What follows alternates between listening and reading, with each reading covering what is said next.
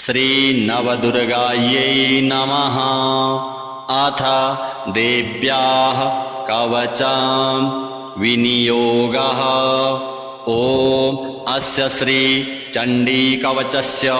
ब्रह्मा ऋषिः अनुष्टुप् छन्दः चामुण्डा देवता अङ्गन्यासोक्तमातरो बीजं दिग्बन्धदेवास्तत्त्वं श्रीजगदम्बा प्रीत्यर्थे सप्तशती पाठाङ्गत्वेन पाठे विनियोगः। ॐ नमश्चण्डिकायै। मार्कण्डेय उवाच। ॐ यद्गुह्यं परमं लोके सर्वरक्षाकरं नृणां यन्न कस्यचिदाख्यातं तन्मे ब्रूहि पितामह। ब्रह्मोवाच। अस्ति गुह्यतमं विप्र सर्वभूतोपकारकं देव्यास्तु कवचं पुण्यं तच्छृणुष्व महामुने। प्रथमं शैलपुत्री च द्वितीयं ब्रह्मचारिणी तृतीयं चन्द्रघण्टेति कूष्माण्डेति चतुर्थकं पंचमं स्कन्दमातेति षष्ठं कात्यायनीति च सप्तमं कालरात्रीति महागौरीति चाष्टमं नवमं सिद्धिदात्री च नवदुर्गाः प्रकीर्तिताः। उक्तानेतानि नामानि ब्रह्मणेव महात्मना। अग्निना दह्यमानस्तु शत्रुमध्ये गतो रणे विषमे दुर्गमे चैव भयार्ताः शरणं गताः। न तेषां जायते किञ्चित् अशुभं रणसङ्कटे नापदं तस्य पश्यामि शोकदुःखभयं नहि। यैस्तु भक्त्या स्मृता नूनं तेषां वृद्धिः प्रजायते। ये त्वां स्मरन्ति देवेशि रक्षसे तान्न संशयः। प्रेतसंस्था तु चामुण्डा वाराही महिषासना ऐन्द्री गजसमारूढा वैष्णवी गरुडासना माहेश्वरी वृषारूढा कौमारी सिंहवाहना लक्ष्मीः पद्मासना देवी पद्महस्ता हरिप्रिया श्वेतरूपधरा देवी ईश्वरी वृषवाहना ब्राह्मी हंससमारूढा सर्वाभरणभूषिता। इत्येता मातरः सर्वाः सर्वयोगसमन्विताः नानाभरणशोभाढ्या नानारत्नोपशोभिताः। दृश्यन्ते रथमारूढा देव्यः क्रोधसमाकुलाः शङ्खं चक्रं गदां शक्तिं हलं च मुशलायुधं खेटकं तोमरं चैव परशुं पाशमेव च कुन्तायुधं त्रिशूलं च शारङ्गमायुधमुत्तमम् दैत्यानां देहनाशाय भक्तानां भयाय च धारयन्तायुधानीत्थं देवानां च हिताय वै। नमस्तेस्तु महारौद्रे महाघोरपराक्रमे महाबले महोत्साहे महाभयविनाशिनी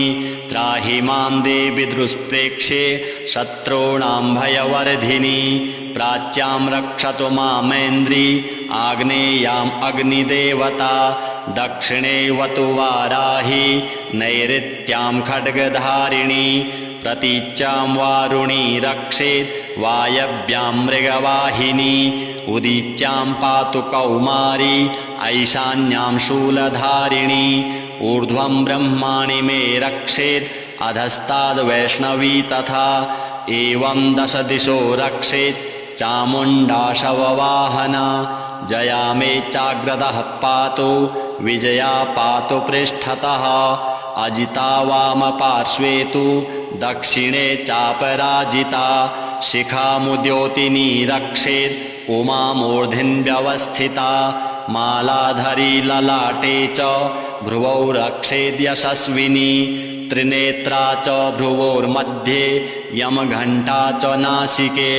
शङ्खिनी चक्षुषोर्मध्ये श्रोत्रयोर्द्वारवासिनी कपोलौ कालिका रक्षेत् कर्णमूले तु शाङ्करी नासिकायां सुगन्धा च उत्तरोष्टे च चर्चिका अधरे चामृतकला जिह्वायां च सरस्वती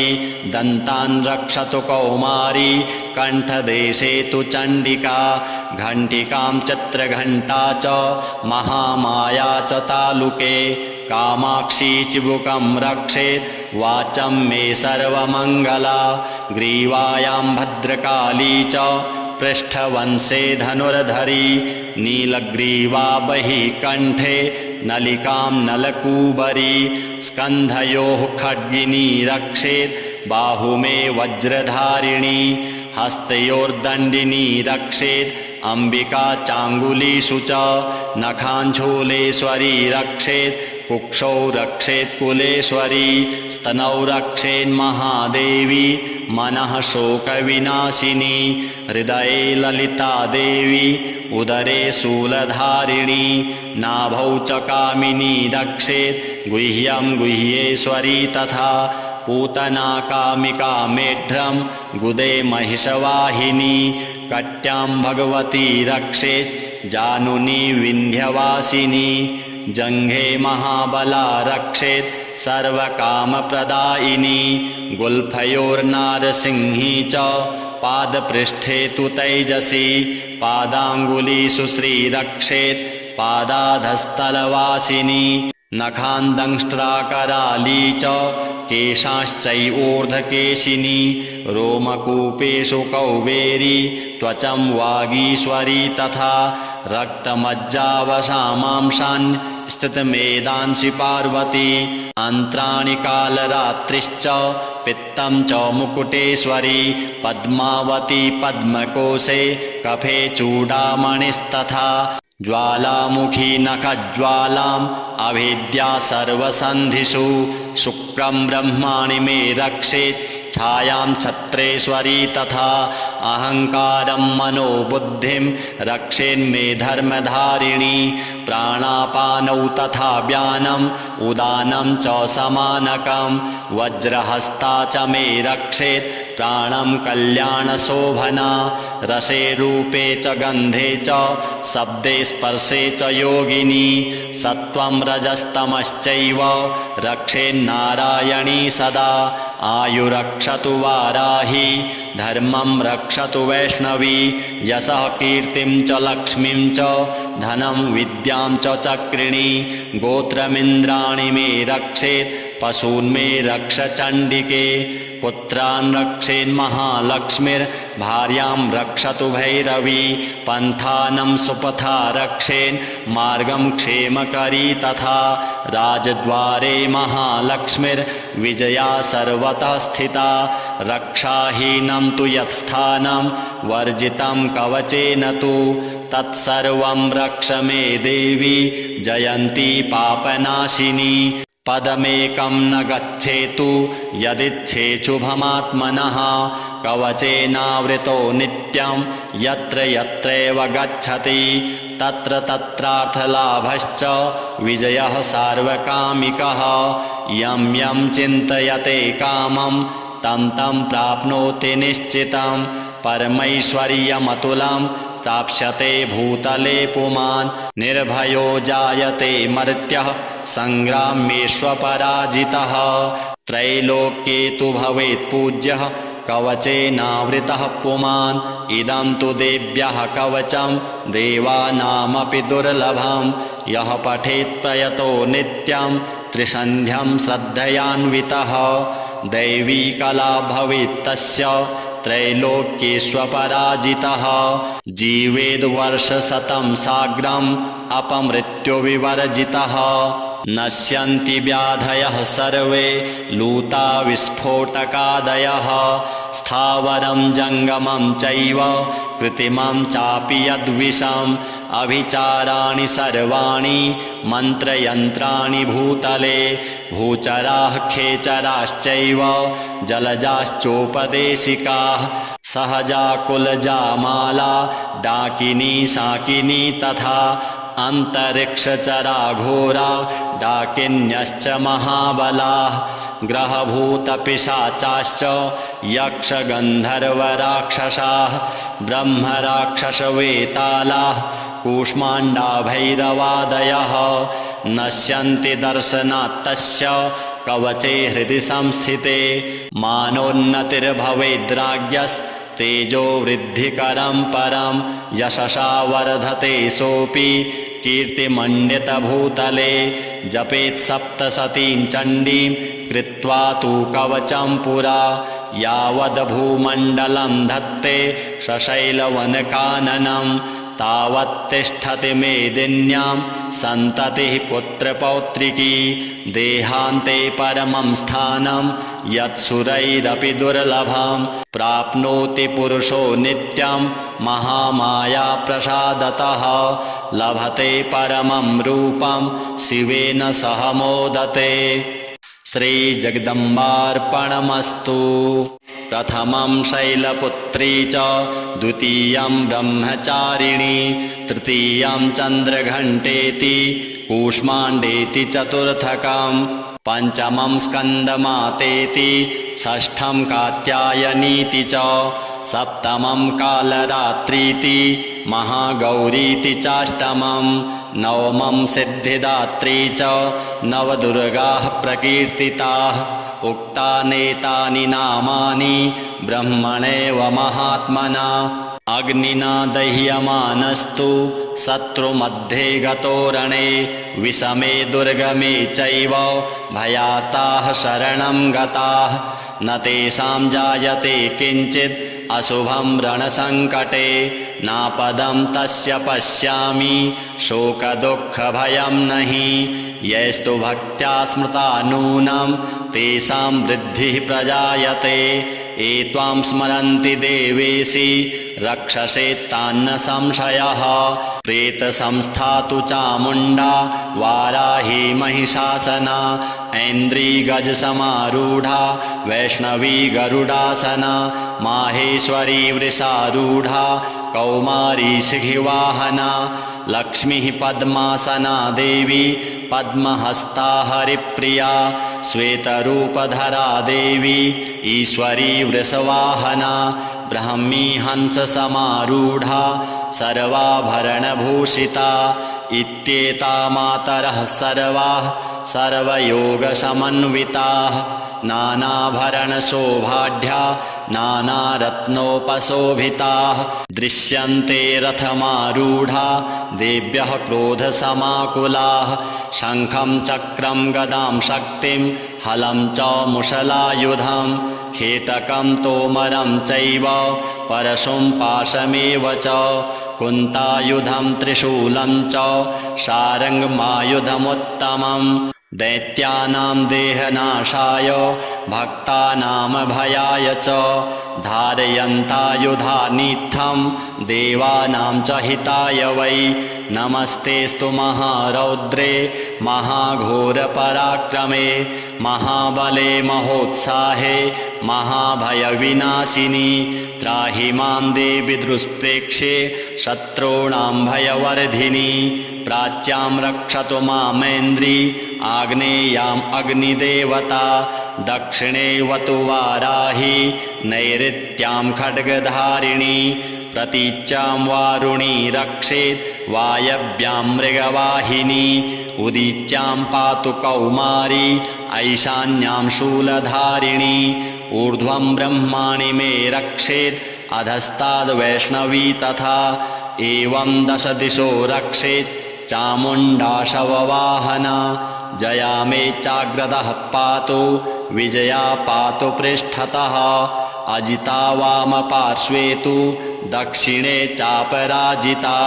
शिखामुद्योतिनी रक्षेत् उमा मूर्ध्न्यवस्थिता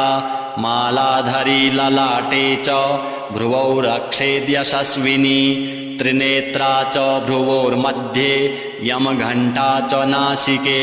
शङ्खिनी चक्षुषोर्मध्ये श्रोत्रयोर्द्वारवासिनी कपोलौ कालिका रक्षेत् कर्णमूले तु शाङ्करी नासिकायां सुगन्धा च उत्तरोष्टे च चर्चिका अधरे चामृतकला जिह्वायां च सरस्वती दन्तान् रक्षतु कौमारी कण्ठदेशे तु चण्डिका घण्टिकां चित्रघण्टा च महामाया च तालुके कामाक्षी चिबुकं रक्षेत् वाचं मे सर्वमङ्गला ग्रीवायां भद्रकाली च पृष्ठवंशे धनुर्धरी नीलग्रीवा बहिः कण्ठे नलिकां नलकूबरी स्कन्धयोः खड्गिनी रक्षेत् बाहुमे वज्रधारिणी हस्तयोर्दण्डिनी रक्षेत् अम्बिका चाङ्गुलीषु च नखाञ्छूलेश्वरी रक्षेत् कुक्षौ रक्षेत् कुलेश्वरी स्तनौ रक्षेन्महादेवी मनः शोकविनाशिनी हृदये ललिता देवी उदरे शूलधारिणी नाभौ च कामिनी रक्षेत् गुह्यं गुह्येश्वरी तथा पूतना कामिका मेढ्रं गुदे महिषवाहिनी कट्यां भगवती रक्षेत् जानुनी विन्ध्यवासिनी जङ्घे महाबला रक्षेत् सर्वकामप्रदायिनी गुल्फयोर्नारसिंही च पादपृष्ठे तु तैजसी पादाङ्गुलीषु श्रीरक्षेत् पादाधस्थलवासिनी नखान्दंष्ट्राकराली च केशाश्चैवोर्ध्वकेशिनी रोमकूपेषु कौबेरी त्वचं वागीश्वरी तथा रक्तमज्जावशामांशान् स्थितमेदांसि पार्वती अन्त्राणि कालरात्रिश्च पित्तं च मुकुटेश्वरी पद्मावती पद्मकोशे कफे चूडामणिस्तथा ज्वालामुखी नखज्वालाम् अभिद्या सर्वसन्धिषु शुक्रं ब्रह्माणि मे रक्षेत् छायां छत्रेश्वरी तथा अहङ्कारं मनोबुद्धिं रक्षेन्मे धर्मधारिणी प्राणापानौ तथा व्यानम् उदानं च समानकं वज्रहस्ता च मे रक्षेत् प्राणं कल्याणशोभना रसे रूपे च गन्धे च शब्दे स्पर्शे च योगिनी सत्त्वं रजस्तमश्चैव रक्षेन्नारायणी सदा आयुरक्षतु वाराही धर्मं रक्षतु वैष्णवी यशः कीर्तिं च लक्ष्मीं च धनं विद्यां च चक्रिणी गोत्रमिन्द्राणि मे रक्षेत् पशून् मे रक्ष चण्डिके पुत्रान् रक्षेन्महालक्ष्मीर्भार्यां रक्षतु भैरवी पन्थानं सुपथा रक्षेन् मार्गं क्षेमकरी तथा राजद्वारे महालक्ष्मीर्विजया सर्वतः स्थिता रक्षाहीनं तु यत्स्थानं वर्जितं कवचेन तु तत्सर्वं रक्ष मे देवी जयन्ती पापनाशिनी पदमेकं न गच्छेतु यदिच्छेच्छुभमात्मनः कवचेनावृतो नित्यं यत्र यत्रैव गच्छति तत्र तत्रार्थलाभश्च विजयः सार्वकामिकः यं यं चिन्तयते कामं तं तं प्राप्नोति निश्चितं परमैश्वर्यमतुलं प्राप्स्यते भूतले पुमान् निर्भयो जायते मर्त्यः संग्रामेष्वपराजितः त्रैलोक्ये तु भवेत् पूज्यः कवचेनावृतः पुमान् इदं तु देव्यः कवचं देवानामपि दुर्लभं यः पठेत् प्रयतो नित्यं त्रिसन्ध्यं श्रद्धयान्वितः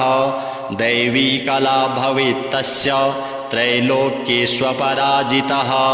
जीवेद्वर्षशतं साग्रम् अपमृत्युविवर्जितः नश्यन्ति व्याधयः सर्वे लूता विस्फोटकादयः स्थावरं जङ्गमं चैव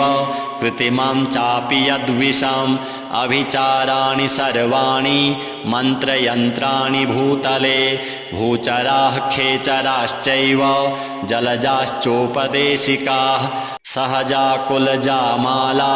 डाकिनी शाकिनी तथा अन्तरिक्षचरा घोरा डाकिन्यश्च महाबलाः ग्रहभूतपिशाचाश्च यक्षगन्धर्वराक्षसाः ब्रह्मराक्षसवेतालाः कूष्माण्डा भैरवादयः नश्यन्ति दर्शनात् तस्य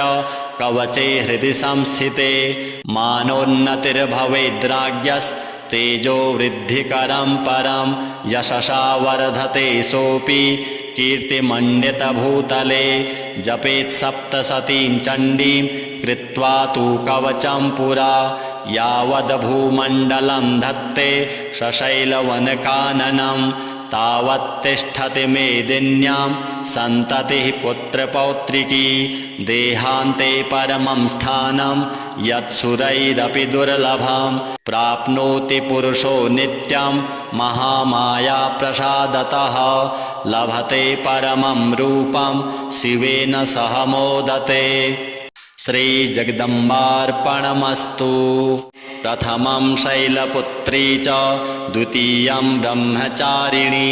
तृतीयं चन्द्रघण्टेति कूष्माण्डेति चतुर्थकं पंचमं स्कन्दमातेति षष्ठं कात्यायनीति च सप्तमं कालरात्रीति महागौरीति चाष्टमं नवमं सिद्धिदात्री च नवदुर्गाः प्रकीर्तिताः उक्तानेतानि नामानि ब्रह्मणेव महात्मना अग्निना दह्यमानस्तु शत्रुमध्ये गतो रणे विषमे दुर्गमे चैव भयाताः शरणं गताः न तेषां जायते किञ्चित् अशुभं रणसङ्कटे नापदं तस्य पश्यामि शोकदुःखभयं नहि यैस्तु भक्त्या स्मृता नूनं तेषां वृद्धिः प्रजायते एत्वां स्मरन्ति देवेशि रक्षसे तान्न संशयः प्रेतसंस्था तु चामुण्डा वाराही महिषासना ऐन्द्री गजसमारूढा वैष्णवी गरुडासना माहेश्वरी वृषारूढा कौमारी शिखिवाहना लक्ष्मीः पद्मासना देवी पद्महस्ता हरिप्रिया श्वेतरूपधरा देवी ईश्वरी वृषवाहना ब्राह्मी हंससमारूढा सर्वाभरणभूषिता इत्येता मातरः सर्वाः सर्वयोगसमन्विताः नानाभरणशोभाढ्या नानारत्नोपशोभिताः दृश्यन्ते रथमारूढा देव्यः क्रोधसमाकुलाः शङ्खं चक्रं गदां शक्तिं हलं च मुशलायुधं खेटकं तोमरं चैव परशुं पाशमेव च कुन्तायुधं त्रिशूलं च शारङ्गमायुधमुत्तमं दैत्यानां देहनाशाय भक्तानां भयाय च धारयन्तायुधानीत्थं देवानां च हिताय वै नमस्तेस्तु महारौद्रे महाघोरपराक्रमे महाबले महोत्साहे महाभयविनाशिनी त्राहि मां देवि दुष्प्रेक्ष्ये शत्रूणां भयवर्धिनी प्राच्यां रक्षतु मामेन्द्री आग्नेयाम् अग्निदेवता दक्षिणे वतु वाराही नैऋत्यां खड्गधारिणी प्रतीच्यां वारुणी रक्षेत् वायव्यां मृगवाहिनी उदीच्यां पातु कौमारी ऐशान्यां शूलधारिणी ऊर्ध्वं ब्रह्माणि मे रक्षेत् अधस्ताद्वैष्णवी तथा एवं दश दिशो रक्षेत् चामुण्डा शववाहना जया मे चाग्रतः पातु विजया पातु पृष्ठतः अजिता वामपार्श्वे तु दक्षिणे चापराजिता शिखामुद्योतिनी रक्षेत् उमा मूर्ध्न्यवस्थिता मालाधरी ललाटे च भ्रुवौ रक्षेद्यशस्विनी त्रिनेत्रा च भ्रुवोर्मध्ये यमघण्टा च नासिके शङ्खिनी चक्षुषोर्मध्ये श्रोत्रयोर्द्वारवासिनी कपोलौ कालिका रक्षेत् कर्णमूले तु शाङ्करी नासिकायां सुगन्धा च उत्तरोष्टे च चर्चिका अधरे चामृतकला जिह्वायां च सरस्वती दन्तान् रक्षतु कौमारी कण्ठदेशे तु चण्डिका घण्टिकां चित्रघण्टा च महामाया च तालुके कामाक्षी चिबुकं रक्षेत् वाचं मे सर्वमङ्गला ग्रीवायां भद्रकाली च पृष्ठवंशे धनुर्धरी नीलग्रीवा बहिः कण्ठे नलिकां नलकूबरी स्कन्धयोः खड्गिनी रक्षेत् बाहुमे वज्रधारिणी हस्तयोर्दण्डिनी रक्षेत् अम्बिका चाङ्गुलीषु च नखाञ्छूलेश्वरी रक्षेत् कुक्षौ रक्षेत् कुलेश्वरी स्तनौ रक्षेन्महादेवी मनः शोकविनाशिनी हृदये ललिता देवी उदरे शूलधारिणी नाभौ च कामिनी रक्षेत् गुह्यं गुह्येश्वरी तथा पूतना कामिका मेढ्रं गुदे महिषवाहिनी कट्यां भगवती रक्षेत् जानुनी विन्ध्यवासिनी जङ्घे महाबला रक्षेत् सर्वकामप्रदायिनी गुल्फयोर्नारसिंही च पादपृष्ठे तु तैजसी पादाङ्गुलीषु श्रीरक्षेत् पादाधस्थलवासिनी नखान्दंष्ट्राकराली च केशाश्चैवोर्ध्वकेशिनी रोमकूपेषु कौबेरी त्वचं वागीश्वरी तथा रक्तमज्जावशामांशान् स्थितमेदांसि पार्वती अन्त्राणि कालरात्रिश्च पित्तं च मुकुटेश्वरी पद्मावती पद्मकोशे कफे चूडामणिस्तथा ज्वालामुखी नखज्वालाम् अभिद्या सर्वसन्धिषु शुक्रं ब्रह्माणि मे रक्षेत् छायां छत्रेश्वरी तथा अहङ्कारं मनोबुद्धिं रक्षेन्मे धर्मधारिणी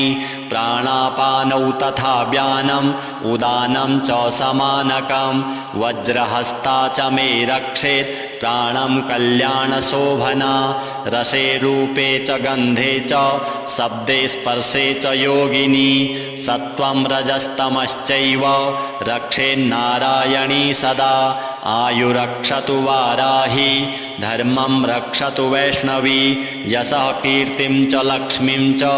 धनं विद्यां च चक्रिणी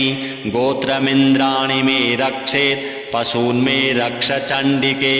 पुत्रान् रक्षेन्महालक्ष्मीर्भार्यां रक्षतु भैरवी पन्थानं सुपथा रक्षेन् मार्गं क्षेमकरी तथा राजद्वारे महालक्ष्मीर्विजया सर्वतः स्थिता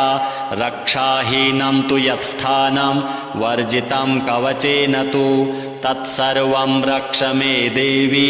जयन्ती पापनाशिनी पदमेकं न गच्छेतु यदिच्छेच्छुभमात्मनः कवचेनावृतो नित्यं यत्र यत्रैव गच्छति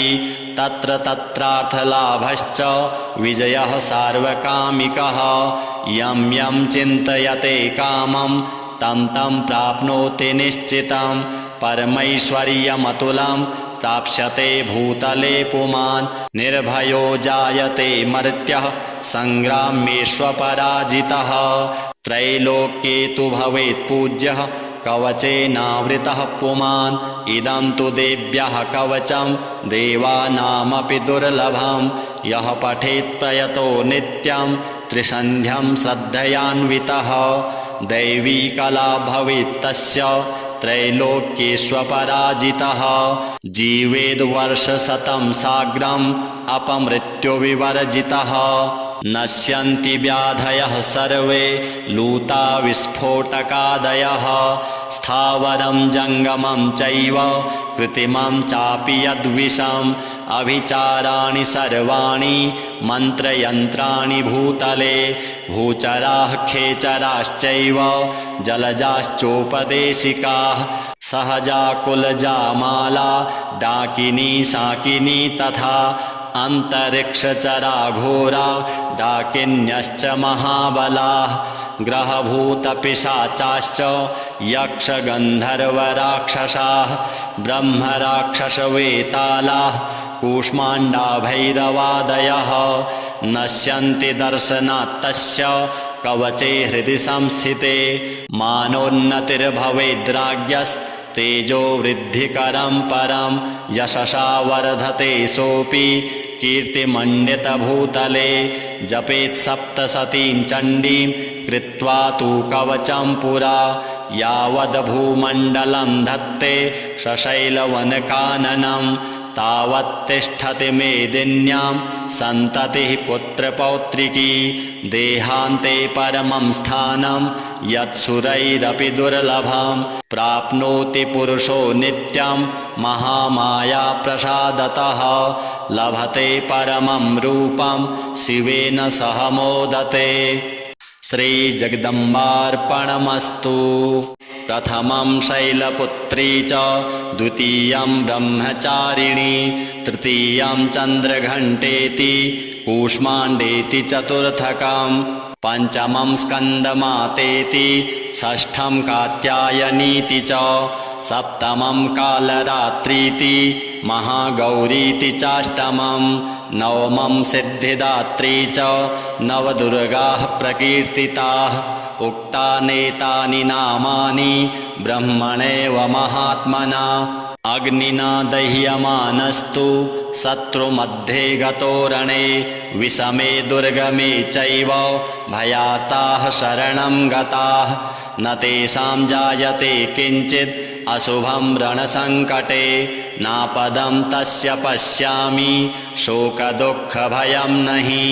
यैस्तु भक्त्या स्मृता नूनं तेषां वृद्धिः प्रजायते ये त्वां स्मरन्ति देवेशि रक्षसे तान्न संशयः प्रेतसंस्था तु चामुण्डा वाराही महिषासना ऐन्द्री गजसमारूढा वैष्णवी गरुडासना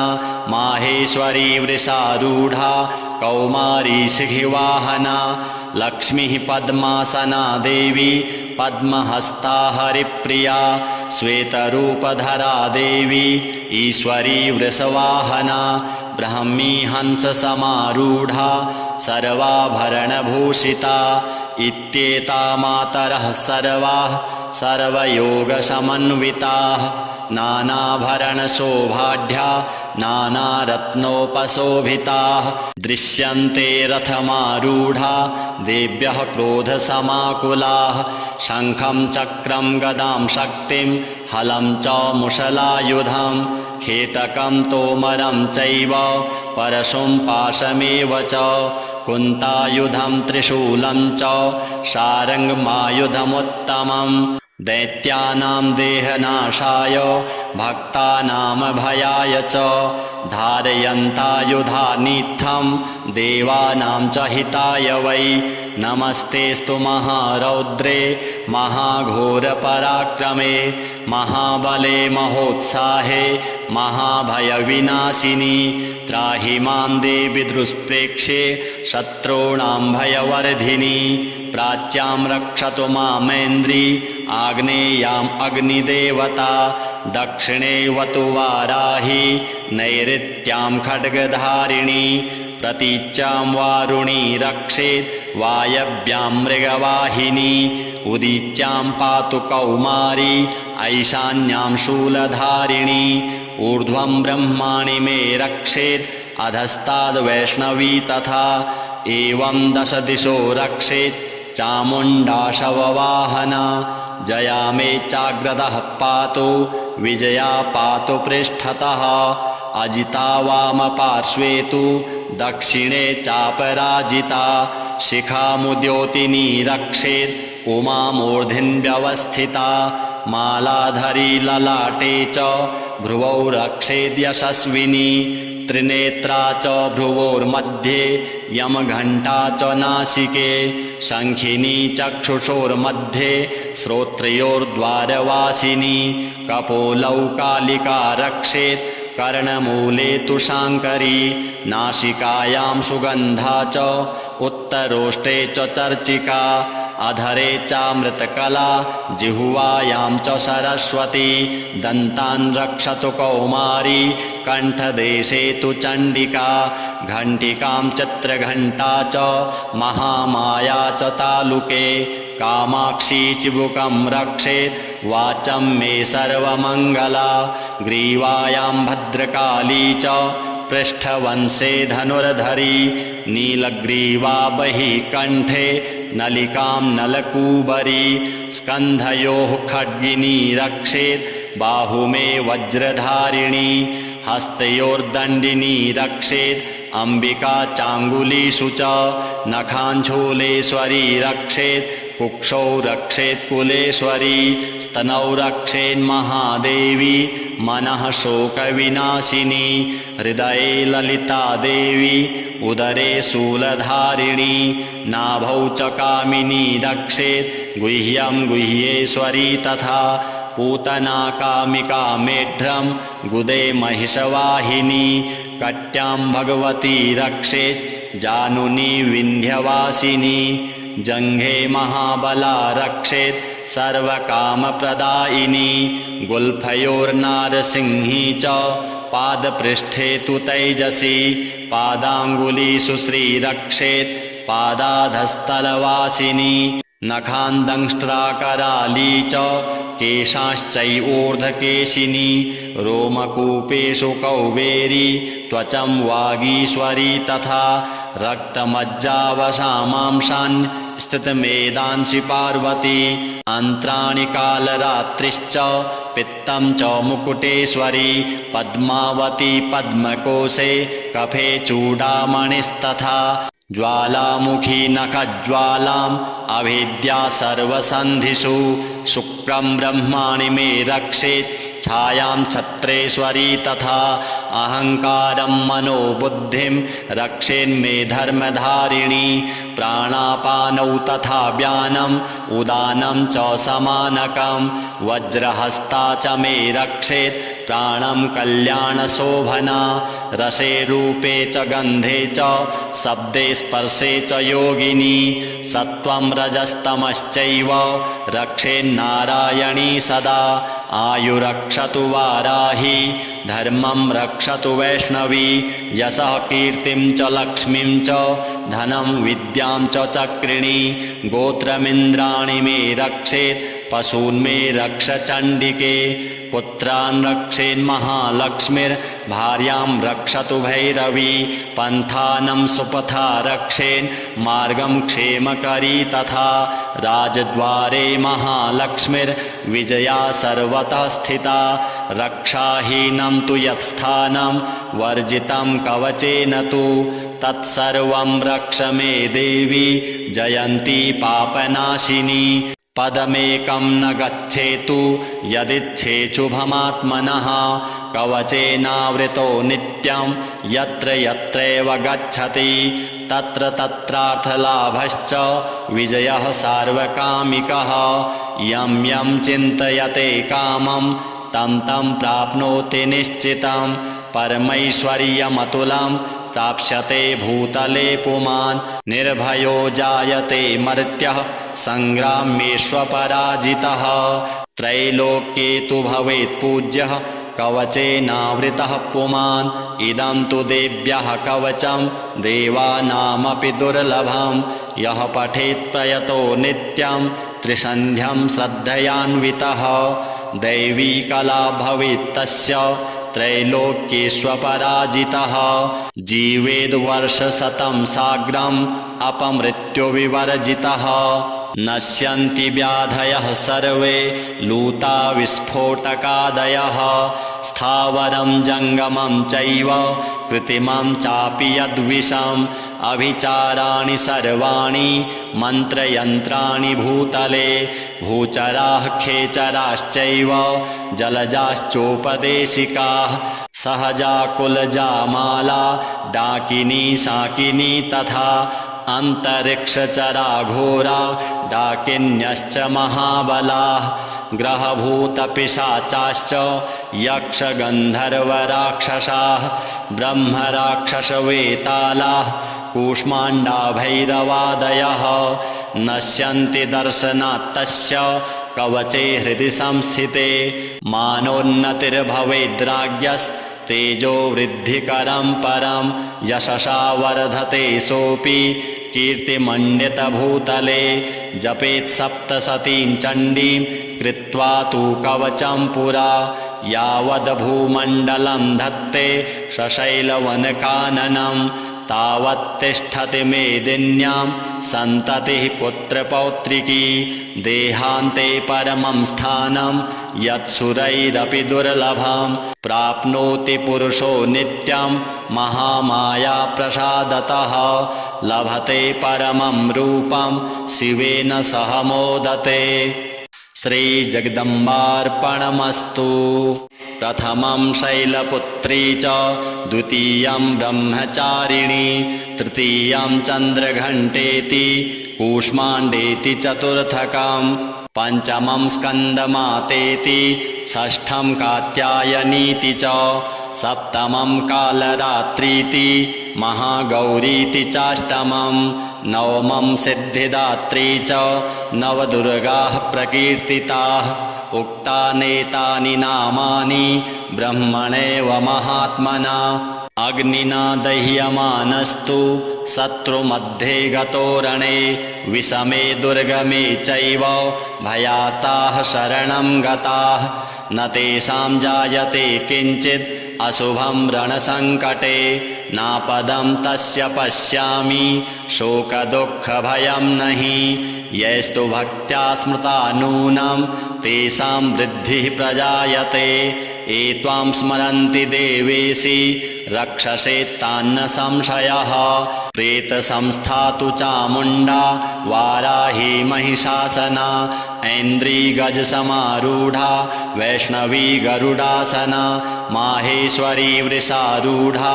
कौमारी शिखिवाहना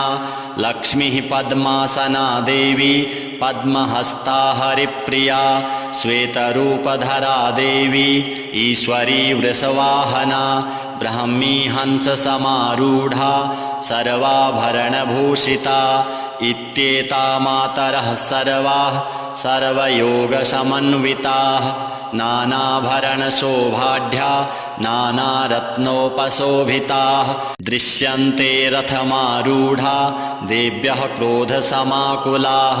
शङ्खं चक्रं गदां शक्तिं हलं च मुशलायुधं खेटकं तोमरं चैव परशुं पाशमेव च कुन्तायुधं त्रिशूलं च शारङ्गमायुधमुत्तमं दैत्यानां देहनाशाय भक्तानामभयाय च धारयन्तायुधानीत्थं देवानां च हिताय वै नमस्तेस्तु महारौद्रे महाघोरपराक्रमे महाबले महोत्साहे महाभयविनाशिनी त्राहि मां देवि दुष्प्रेक्षे शत्रूणां भयवर्धिनी प्राच्यां रक्षतु मामेन्द्री आग्नेयाम् अग्निदेवता दक्षिणे वतु वाराही नैऋत्यां खड्गधारिणी प्रतीच्यां वारुणी रक्षेत् वायव्यां मृगवाहिनी उदीच्यां पातु कौमारी ऐशान्यां शूलधारिणी ऊर्ध्वं ब्रह्माणि मे रक्षेत् अधस्ताद्वैष्णवी तथा एवं दश दिशो रक्षेत् चामुण्डा शववाहना जया मे चाग्रतः पातु विजया पातु पृष्ठतः अजिता वामपार्श्वे तु दक्षिणे चापराजिता शिखामुद्योतिनी रक्षेत् उमा मूर्ध्न्यवस्थिता मालाधरी ललाटे च भ्रुवौ रक्षेद्यशस्विनी त्रिनेत्रा च भ्रुवोर्मध्ये यमघण्टा च नासिके शङ्खिनी चक्षुषोर्मध्ये श्रोत्रयोर्द्वारवासिनी कपोलौ कालिका रक्षेत् कर्णमूले तु शाङ्करी नासिकायां सुगन्धा च उत्तरोष्टे च चर्चिका अधरे चामृतकला जिह्वायां च सरस्वती दन्तान् रक्षतु कौमारी कण्ठदेशे तु चण्डिका घण्टिकां चित्रघण्टा च महामाया च तालुके कामाक्षी चिबुकं रक्षेत् वाचं मे सर्वमङ्गला ग्रीवायां भद्रकाली च पृष्ठवंशे धनुर्धरी नीलग्रीवा बहिः कण्ठे नलिकां नलकूबरी स्कन्धयोः खड्गिनी रक्षेत् बाहुमे वज्रधारिणी हस्तयोर्दण्डिनी रक्षेत् अम्बिका चाङ्गुलीषु च नखाञ्छूलेश्वरी रक्षेत् कुक्षौ रक्षेत् कुलेश्वरी स्तनौ रक्षेन्महादेवी मनः शोकविनाशिनी हृदये ललिता देवी उदरे शूलधारिणी नाभौ च कामिनी रक्षेत् गुह्यं गुह्येश्वरी तथा पूतना कामिका मेढ्रं गुदे महिषवाहिनी कट्यां भगवती रक्षेत् जानुनी विन्ध्यवासिनी जङ्घे महाबला रक्षेत् सर्वकामप्रदायिनी गुल्फयोर्नारसिंही च पादपृष्ठे तु तैजसी पादाङ्गुलीषु श्रीरक्षेत् पादाधस्थलवासिनी नखान्दंष्ट्राकराली च केशाश्चैवोर्ध्वकेशिनी रोमकूपेषु कौबेरी त्वचं वागीश्वरी तथा रक्तमज्जावशामांशान् स्थितमेदांसि पार्वती अन्त्राणि कालरात्रिश्च पित्तं च मुकुटेश्वरी पद्मावती पद्मकोशे कफे चूडामणिस्तथा ज्वालामुखी नखज्वालाम् अभिद्या सर्वसन्धिषु शुक्रं ब्रह्माणि मे रक्षेत् छायां छत्रेश्वरी तथा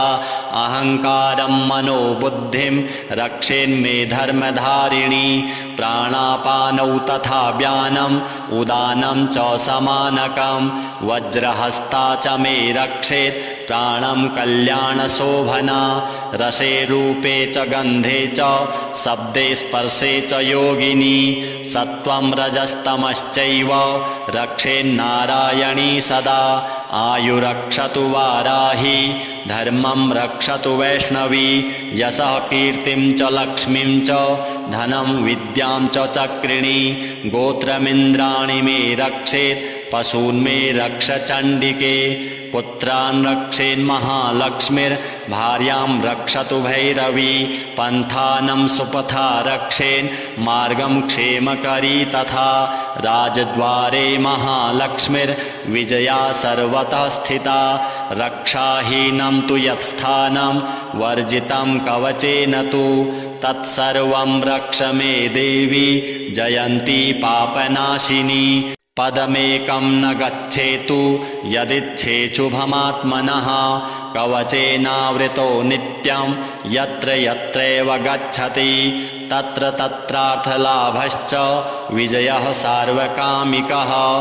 यं यं चिन्तयते कामं तं तं प्राप्नोति निश्चितं परमैश्वर्यमतुलं प्राप्स्यते भूतले पुमान् निर्भयो जायते मर्त्यः संग्रामेष्वपराजितः त्रैलोक्ये तु भवेत् पूज्यः कवचेनावृतः पुमान् इदं तु देव्यः कवचं देवानामपि दुर्लभं यः पठेत् प्रयतो नित्यं त्रिसन्ध्यं श्रद्धयान्वितः दैवी कला भवेत् तस्य त्रैलोक्येष्वपराजितः जीवेद्वर्षशतं साग्रम् अपमृत्युविवर्जितः नश्यन्ति व्याधयः सर्वे लूता विस्फोटकादयः स्थावरं जङ्गमं चैव कृत्रिमं चापि यद्विषम् अभिचाराणि सर्वाणि मन्त्रयन्त्राणि भूतले भूचराः खेचराश्चैव जलजाश्चोपदेशिकाः सहजा कुलजा माला डाकिनी शाकिनी तथा अन्तरिक्षचरा घोरा डाकिन्यश्च महाबलाः ग्रहभूतपिशाचाश्च यक्षगन्धर्वराक्षसाः